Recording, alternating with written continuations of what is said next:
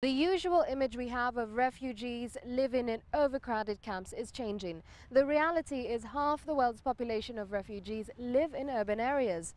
Nairobi hosts tens and thousands of refugees. They choose the city over the camps in the hopes that they'll find safety and more opportunity. One of them is 23-year-old Ebba Abamurti. 6 years ago, he was forced to leave his home in Ethiopia and found himself in Nairobi.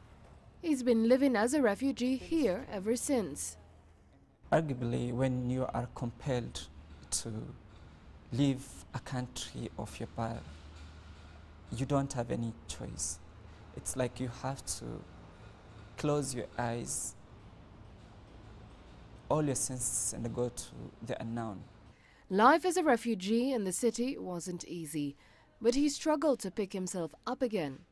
Assisted by the UN Agency for Refugees, UNHCR, and the Jesuit Refugee Service, he got a scholarship to study journalism and is one of the top students in his class. Mostly I spend my time on personal studies because I think education is the most powerful weapon which you can use to get out of your circumstances. Other than that, if there is anything I could help my fellow refugees, I do engage in that as well. And besides, I am a volunteer researcher for RMMS, Regional Mixed Migration Secretariat, as well as interpreting at different NGOs whenever refugees request me to do so. Over the years, Ebba has learned to fit in Nairobi. He spends his time going around the city and learning as much as he can and meeting people that can influence him positively. I get a lot of motivation and a lot of stories to relate to Days of Affliction by Njuri Kibui. This is because it is a book about displacement of families and the distress that people face when they are separated from their families and their friends. It's like I went into the unknown with my eyes closed, with nothing to hope for. And it is still a journey which is not yet over because I'm not sure when I will reunite with my families and friends again.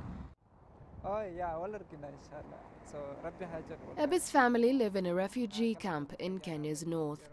Life without them has been tough, but he is determined to succeed in order to be able to one day help not just them, but others like him. My hope for the future is that I'm one guy who do not give up easily.